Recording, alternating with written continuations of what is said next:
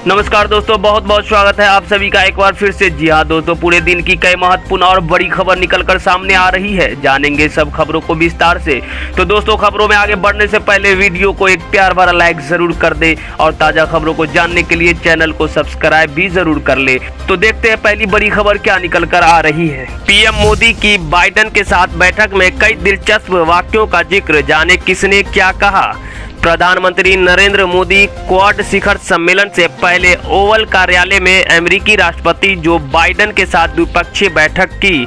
वैसे तो बाइडेन के राष्ट्रपति बनने के बाद दोनों नेताओं की कई बार फोन पर बातचीत हुई है, लेकिन यह पहली बार था जब दोनों नेताओं ने आमने सामने बैठकर विभिन्न मुद्दों पर चर्चा की।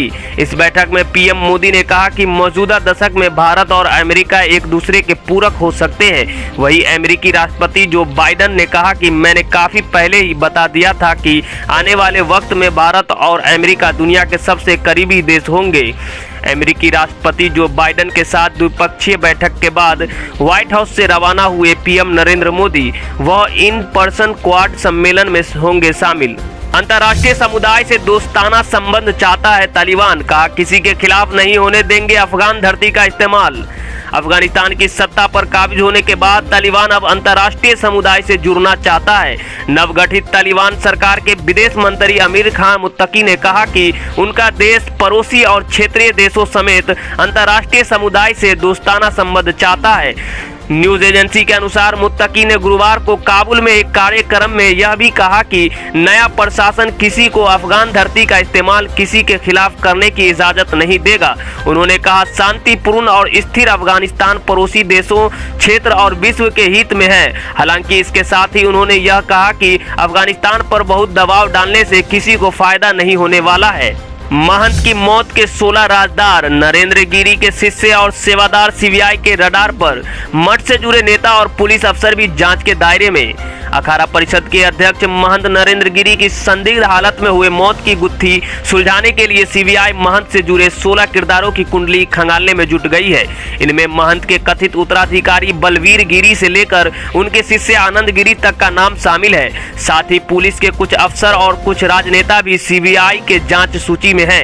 महंत नरेंद्र गिरी का शव 20 सितंबर की शाम संदिग्ध हालात में फंदे पर लटका हुआ मिला था। संत समाज का कहना है कि महंत ने आत्महत्या नहीं की है, बल्कि उनकी हत्या की गई है। इसके बाद उत्तर प्रदेश सरकार ने 22 सितंबर की रात इस मामले की सीबीआई जांच कराने की सिफारिश की थी। यूपी के बेरोजगारों को हुनरमंद बनाएगी योगी सरकार, प्रशिक्षण के साथ मिलेगी स्वरोजगार की सौगात। उद्यान और खाद्य प्रशिक्षण संस्था की ओर से आपको न केवल निःशुल्क प्रशिक्षण दिया जाएगा, बल्कि स्वरोजगार के लिए खादी एवं ग्रामोद्योग की ओर से स्वरोजगार के लिए अनुदानित ऋण भी दिलाया जाएगा।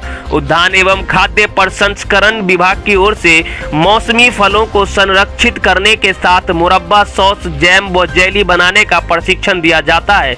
2 सप्ताह के प्रशिक्षण के उपरांत युवा अपना खुद का व्यवसाय शुरू कर सकते हैं। आलमबाग, अलीगंज व सप्रो मार्ग पर प्रशिक्षण केंद्र बने हैं, जहां प्रशिक्षण दिया जाता है। प्रशिक्षण के लिए युवाओं को जिले के जिला उद्यान एवं खाद्य प्रसंस्करण अधिकारी कार्यालय से संपर्क करना होगा। उनके माध्यम से योजना का लाभ लिया जा सकता है। विभाग की ओर से समय समय पर अल्प अवधि के कोर्स भी संचालित होते हैं। दोस्तों, अगर आप भी अपने गांव, शहर या राज्य की खबर देखना चाहते हैं तो कमेंट में अपने गांव, शहर या राज्य का नाम जरूर लिखें। और अगर आपको अभी तक किसी सरकारी सुविधा का लाभ नहीं मिला है तो वो भी कमेंट करके हमें जरूर बताएं कि सरकार की कौन सी योजना आप तक नहीं पहुंची, जिससे कि आपकी बात हमारे चैनल के माध्यम से सरकार तक पहुंच जाए। तो चलिए बढ़ते हैं अगली बड़ी खबर की ओर। पीलीभीत पहुंचे वरुण गांधी, बोले कृषि कानूनों का विरोध कर रहे किसानों का मैं पूरी तरीके से दूंगा साथ। बीजेपी सांसद वरुण गांधी ने एक बार फिर किसान आंदोलन के पक्ष में अपनी बात रखी है। दरअसल वरुण गांधी 3 दिवसीय दौरे पर अपने संसदीय क्षेत्र पीलीभीत पहुंचे, जहां उन्होंने बड़ेपुरा गुरुद्वार पहुंचकर सिख किसानों के साथ माथा टेका। इस दौरान उन्होंने कहा कि वो हमेशा किसानों के साथ खड़े हैं। वरुण गांधी ने कहा, मैंने जब भी किसी के साथ अन्याय होते देखा है तो हमेशा आवाज उठाई है। मैंने ये कभी नहीं देखा कि इसका मुझ पर क्या असर पड़ेगा। अपने संसदीय क्षेत्र मुंडिलिया गौसू सहित कई गांव में वरुण गांधी ने ग्रामीणों को संबोधित भी किया। वरुण गांधी ने अन्ना हजारे के आंदोलन को भी याद दिलाते हुए कहा कि देश के 543 लोकसभा सांसदों में से वो अकेले व्यक्ति थे जो आंदोलन में जाकर अन्ना हजारे के साथ बैठ गए और उनका साथ दिया था। वरुण गांधी ने कहा, मैं किसानों का पूरी तरीके से साथ दूंगा। अन्ना हजारे के आंदोलन में भी मैंने यह नहीं पूछा कि मेरा दल उनके साथ है कि नहीं, लेकिन मेरा दिल उनके साथ है।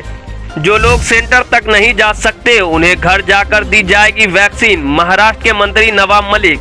महाराष्ट्र सरकार में मंत्री नवाब मलिक ने कहा है कि जो लोग वैक्सीन केंद्रों तक नहीं पहुंच सकते उन्हें सरकार घर पर जाकर कोरोना टीका दिया जाएगा। मलिक ने कहा है कि ऐसे लोग जो दिव्यांग है या किसी और वजह से टीकाकरण केंद्रों तक पहुंचने में असमर्थ है उनको राज्य सरकार के कर्मचारी घर जाकर टीका देंगे। एनसीपी नेता नवाब मलिक ने शुक्रवार को कहा, हम मुंबई और महाराष्ट्र में बड़े पैमाने पर टीकाकरण अभियान चला रहे हैं। अभी तक 50% से अधिक लोगों को वैक्सीन दी जा चुकी है। पहली डोज के बाद दूसरी खुराक भी बड़ी संख्या में दी गई है। मिशन यूपी में जुटी कांग्रेस नवरात्रि में जारी करेगी विधानसभा चुनावों के लिए उम्मीदवारों की पहली सूची।